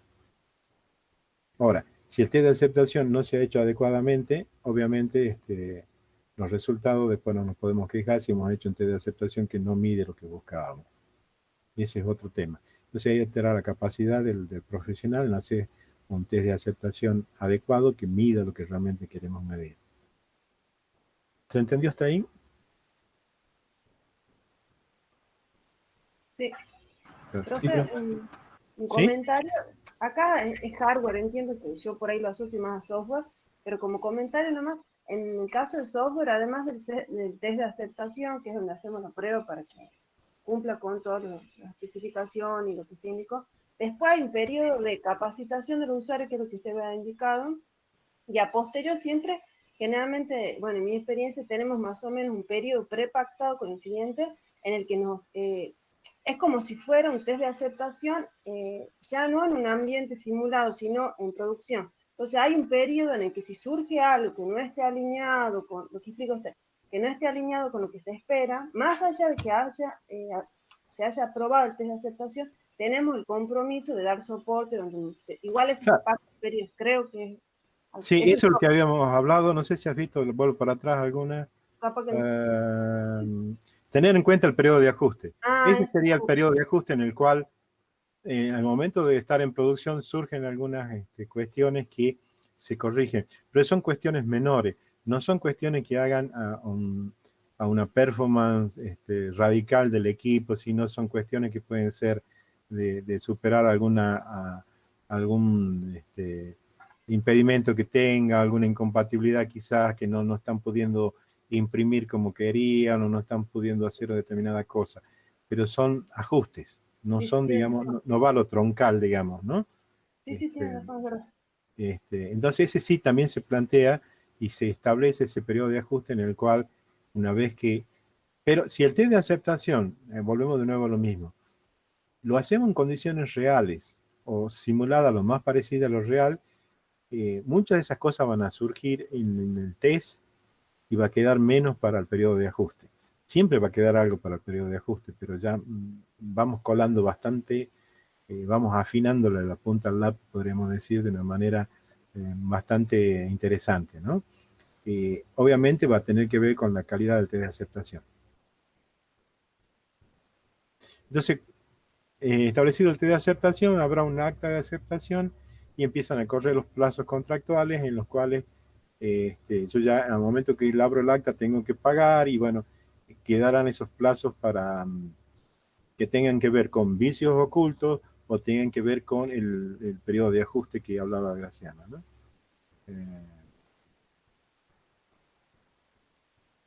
Bien, una de las condiciones también que debe existir en el proveedor en cuanto con las garantías es del buen funcionamiento, obviamente esa es la más obvia, la compatibilidad, que lo hablaba con software y hardware, si se necesita y se ha pedido que sea escalable, que sea modular, y el tema de la capacitación del personal en cuanto el equipamiento así lo requiera. Todo eso debe estar, si son cosas importantes, las tengo que incluir dentro del contrato, que el proveedor se obligue a proveer un equipamiento que sea escalable, que sea modular y que capacite al personal para el manejo del mismo, ¿no?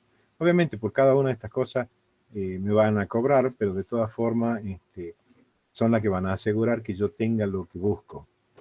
Un equipamiento que si en algún momento no es escalable, yo pueda ir y accionar contra el proveedor. O si no es modular o si no funciona adecuadamente. Bueno, inmunidad de patentes ya lo habíamos hablado. Esto también, ya lo hemos hablado, periodo de ajuste y adecuar los locales.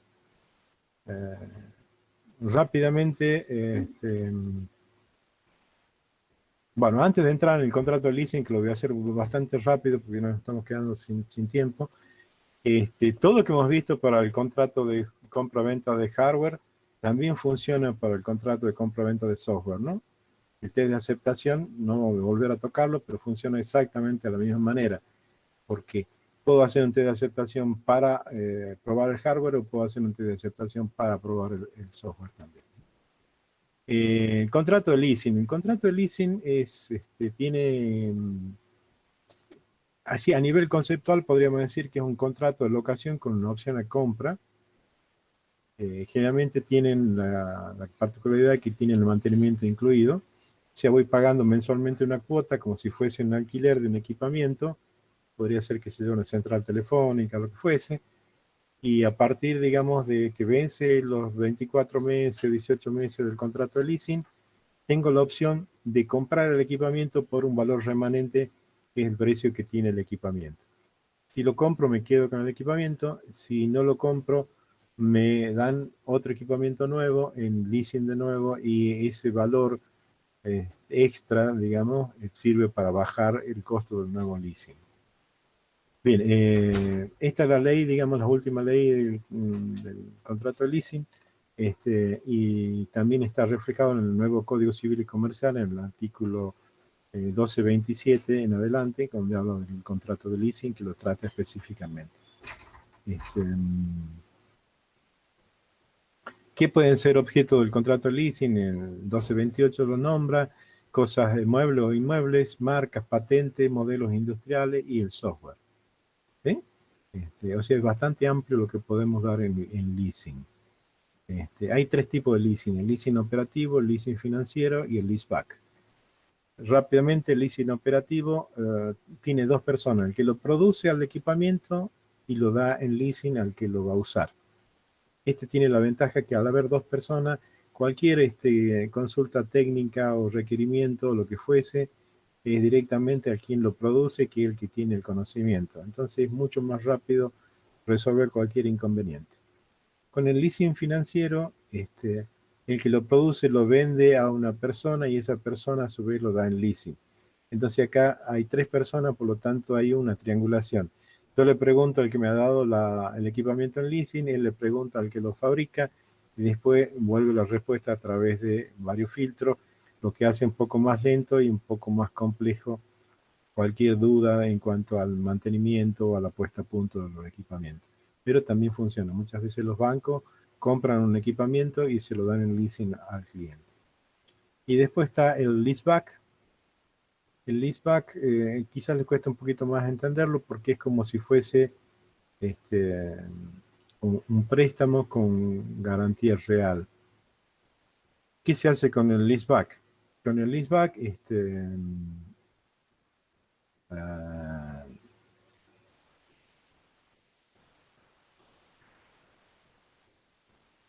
por ejemplo, yo tengo una fábrica en la que estoy produciendo, tengo 3 máquinas y produzco una X cantidad de zapatos y me sale un contrato para exportar el calzado a Europa y necesito incorporar 3 máquinas más. Y resulta que el capital que tengo no me alcanza para comprar las 3 máquinas nuevas. Entonces hablo con el banco, le vendo las 3 máquinas que tengo para producir zapatos al banco, el banco me las compra, o sea, ya las máquinas dejaron de ser mías, son del banco, pero a su vez el banco me las compra con la condición de que se haga un leasing. Entonces yo tomo el leasing las máquinas que eran mías y ahora son del banco, pero nunca salieron de mi fábrica. Siempre estuvieron ahí. Además que esa máquina que está en mi fábrica ya no es mía, ahora es del banco y la tengo en leasing. Pero el leasing tiene la opción de compra que es irrevocable, o sea que si yo decido comprarlas al final del leasing, no pueden no vendérmela, la tienen que vender y por el precio que hemos estipulado.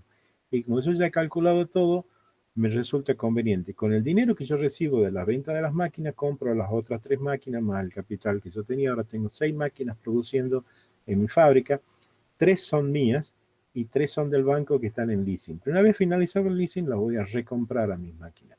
Entonces, es como si me dieran un crédito con una garantía real, como lo que hacemos cuando compramos un auto, que el banco me prenda el auto y me presta dinero. Más o menos funciona análogamente, ¿sí? ¿Se entiende el concepto del leaseback?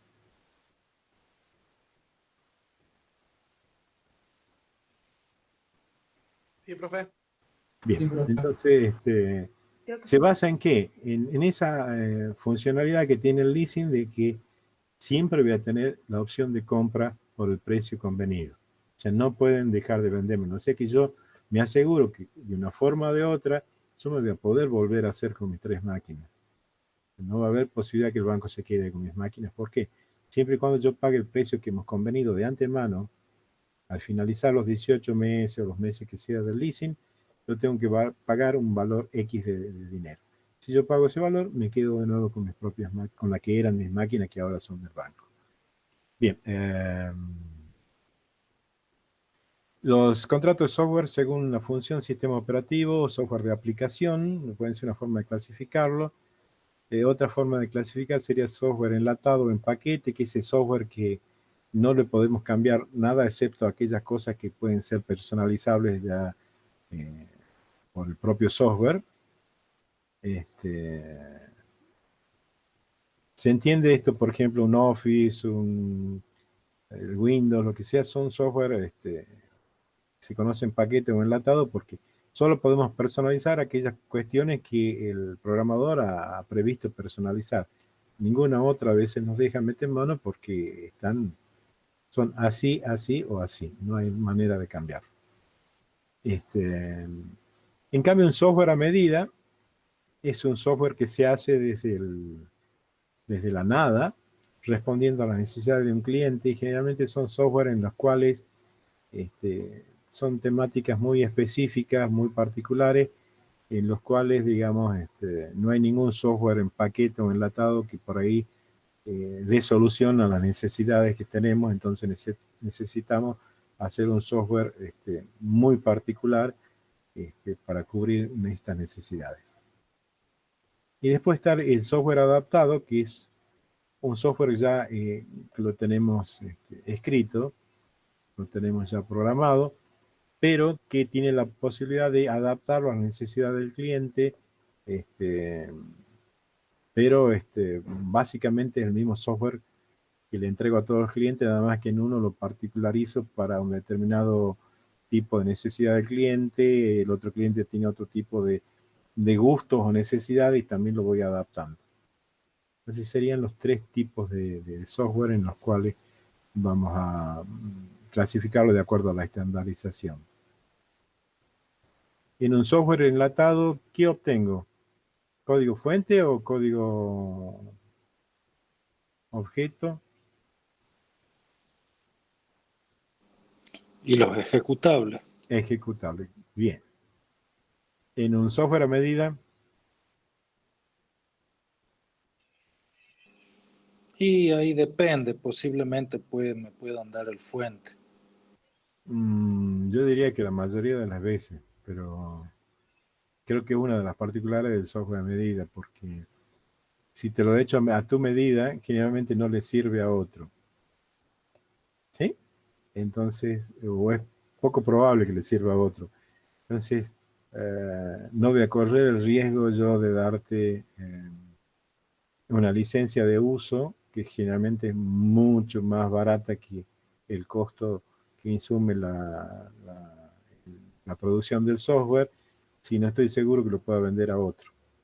Ese sí sería el caso de un software adaptado. Un software que cumple tus necesidades, pero podría cumplir la de otros. Y los otros pueden ser bastante, me conviene más otorgar a menor precio muchas licencias de uso que no cobrarte una sola vez un software a una persona cuando tiene posibilidades de venderse. Entonces, en un software a medida, generalmente obtengo código objeto y código fuente. En el enlatado solo el objeto y en el software adaptado también solo el objeto. Supongamos que yo soy un investigador del Lillo y me dedico a investigar hormigas. Necesito un software para catalogar hormigas, que haga toda una serie de cuestiones que hacen a la investigación que yo estoy realizando. Y me piden un software, no hay nada para eso, para catalogar hormigas. Y bueno, me piden ese tipo de software con las especificidades de la tarea que realiza este científico. Y yo pregunto, ¿cuántos expertos hay en la especialidad que usted tiene? y en el país hay 2 y en Brasil hay 3 y no hay más nada. Entonces las posibilidades que yo tengo de revender ese software y quizás en Brasil y en México trabajan de otra manera en que no le es 100% digamos útil este software a medida, yo no voy a correr el riesgo de entregar una licencia de uso cuando la potencialidad que tengo para vender este software es muy baja. Entonces, si he demorado 6 meses en terminar este software y dejarlo, digamos, a punto, y calcularé las horas que me ha insumido por el costo de la hora de trabajo y le cobraré, digamos, el costo total del software a esa persona, porque sé que las posibilidades de venderlo a otro son bajas. En cambio, si tengo un software para una ferretería o para una farmacia, donde tengo mucha cantidad de farmacias que trabajan casi todas de la misma manera, sí podrá tener particularidades en cuanto a cómo le gusta o cómo trabaja determinada farmacia, pero todo el núcleo fuerte del software es el mismo. Entonces sí, ahí me voy a reservar los derechos intelectuales, voy a entregar una licencia de uso y me voy a entregar solamente el código objeto.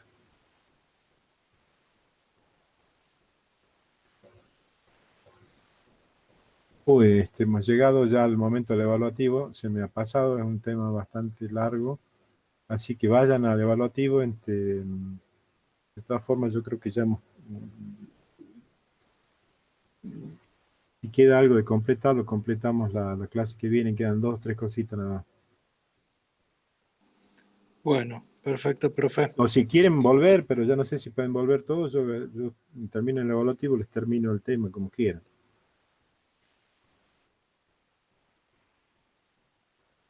Bueno, yo voy a intentar hacer el evaluativo y después tratar de volver si es que se puede.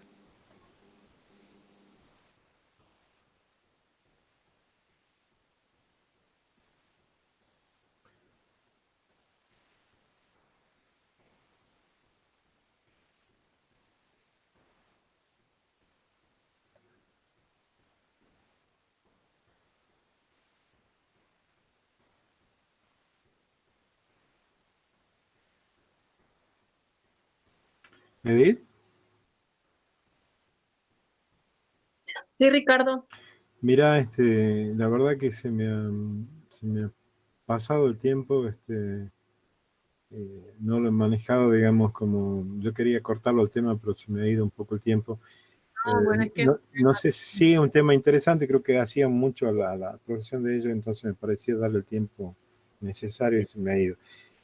Y con el tema del práctico, por ahí capaz que lo presentemos en los primeros minutos de la clase que viene, bueno, porque ya no sé si van a poder volver todo y acortamos un poquito el tema de la clase que viene como para que podamos completar este tema. De todas formas, ya lo va a quedar ahí en la plataforma para que lo vean. Y lo explicaremos la clase viene, si te parece. sí, no hay problema.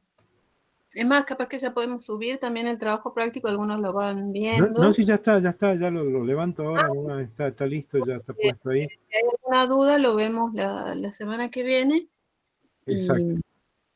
Y también damos lo que corresponda para ese día.